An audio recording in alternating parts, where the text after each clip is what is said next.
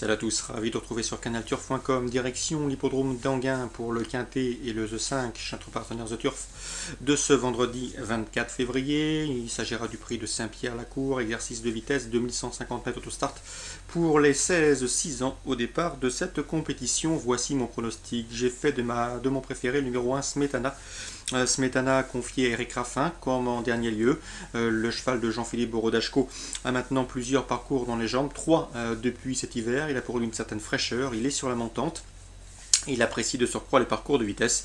Donc malgré son numéro 1 toujours un peu piège derrière la voiture, je le pense capable de jouer un premier rôle. Je lui opposerai le numéro 9, Sanctavis. Attention à Sanctavis, c'est un bon cheval. Philippe Bengala fait du bon travail avec ce cheval. Sachez également que sa dernière sortie sur ce parcours s'est soldée par une victoire. C'était au mois d'octobre, courant octobre.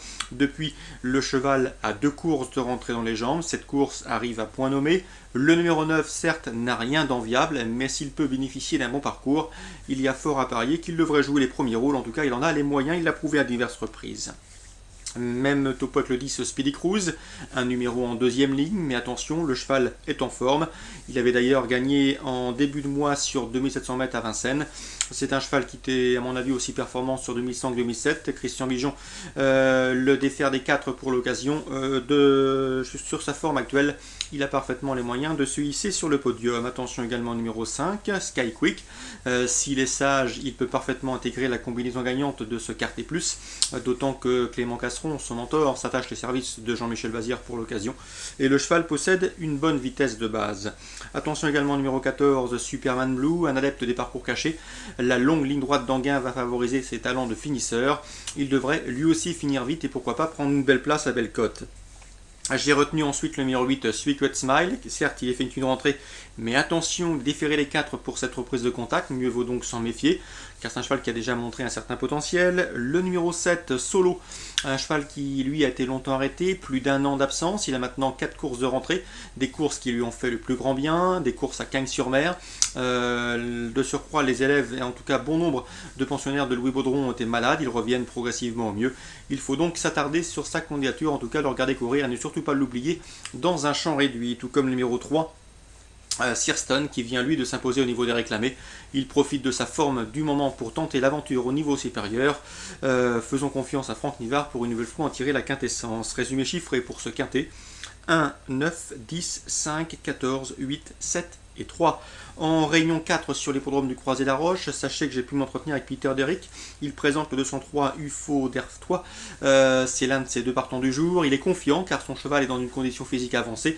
Certes, il faut le courir caché, il faut donc bénéficier d'un bon parcours, mais la ligne droite du croisé est suffisamment longue pour que les meilleurs s'expriment. Et dans ces conditions, confié à Pierre Berquis, ce 203 a les moyens de jouer un tout premier rôle. En tout cas, l'interview sur Canal Turf Radio est disponible et vous sentirez un professionnel confiant avec ce 203 UFO d'Erftois.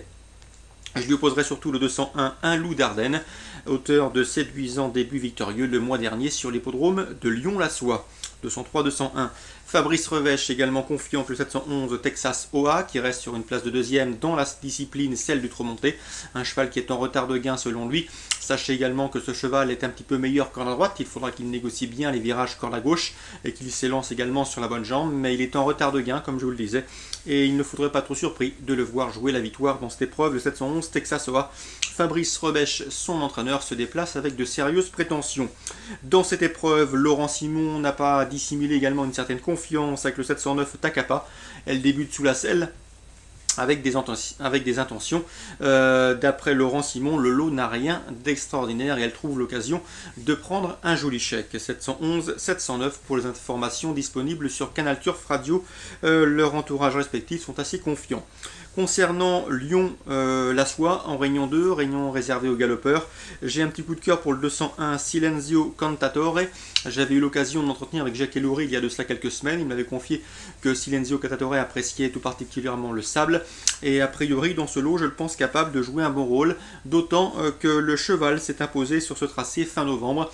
Une aptitude au parcours qui lui vaudra, de lorgner sur un très bon résultat, d'autant qu'au papier, ses principales opposantes, le 5 faussement simple qui effectue une rentrée, tout comme le numéro 2 Plastesia, n'ont pas a priori plusieurs longueurs pour gagner, et comme elle rentre, eh bien Silenzio Cantatore pourrait en profiter, le 201 Silenzio Cantatore, d'autant que ses principales opposantes au papier en tout cas effectuent une rentrée. Voilà pour les infos de ce vendredi 24 février, bonjour à tous, rendez-vous demain.